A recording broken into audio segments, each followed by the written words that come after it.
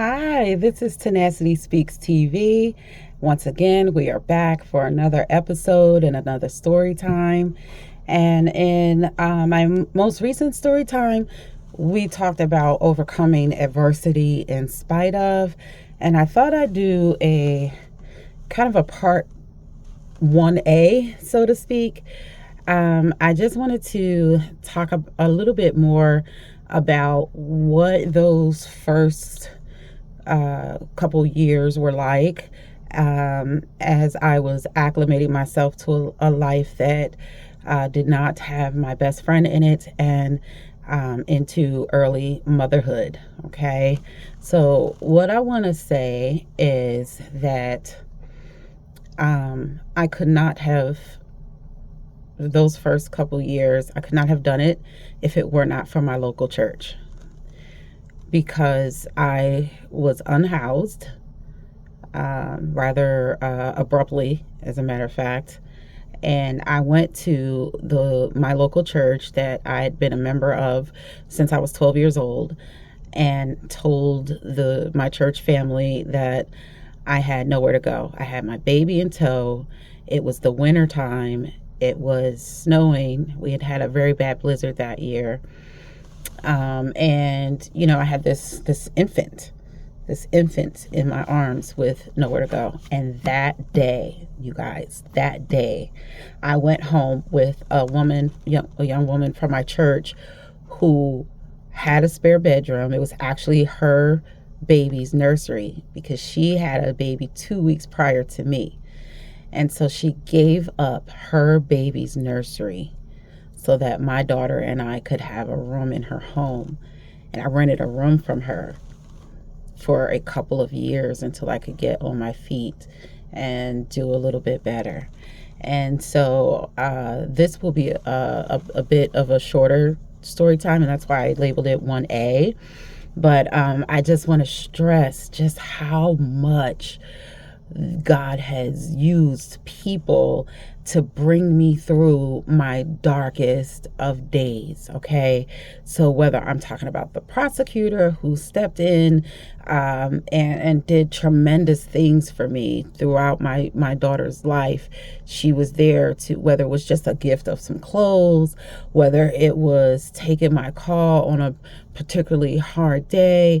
Yes, she needed to prepare me for trial, but because of my fragile emotional state, her role went well beyond just preparing me for providing testimony during trial. And so I am indebted to my local church. I am indebted to the prosecutor involved in my case. I am indebted to the young woman from my church who gave up her nursery so that myself and my daughter could have a bedroom of our own. I am indebted to so many people. Later on, a childhood friend asked her mom if I could live with them, and her mother actually, to my dismay, said yes. And so myself and my 2-year-old toddler moved in with a childhood friend and rented a room from her mom. And for years I was a part of their family life, living in their home and renting a room. And it taught me so much about managing my finances and my budget. And I want you all to know, keep in mind, this is all while I was still a high school student. I still had 2 years to get through. I still had my junior and my senior year of high school to get through as a young mom. And I am so proud to say that I did just that. I did graduate. I did graduate high school, and I did so while working part-time and while raising an infant and toddler. But I did not do it alone. The whole time, God was right there, using people, working through people on my behalf, right? Giving me favor, opening doors that could not be shut and closing doors that could not be opened. God was right there the entire time and the entire step of the way. I cannot stress that enough. And I did not come from a family, well, what I want to say is my family was on the system, right? I grew up on welfare. There's no two ways around it, and there's no sugarcoating it. I grew up on welfare, and so did every other child in my neighborhood, because I grew up in a very impoverished area. And growing up on the welfare system, things like how to maintain working and taking care of my children and budgeting, and some of these things were skills that I didn't get, and I didn't get naturally or from my family, but I did get them because of God's Spirit teaching me, right? And so I had this tremendous work ethic. Even as a teenager, I did not want to be on the system. I knew I didn't want to raise my daughter on the system, and that's no shade to anyone who is receiving government assistance whatsoever, okay? Because I am not too high up to where I wouldn't, and I'm not so high up that I haven't. But I didn't want that to become my way of life, because I didn't want the mentality that can come with being on government assistance. Not that automatically does, but that can in some people. I didn't want that. I didn't want that stigma. I wanted to earn my way through life by working hard. And so that's what I chose to do. I worked.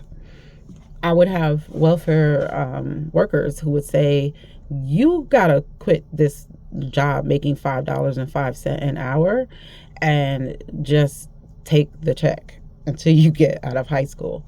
And to that, I blew it off.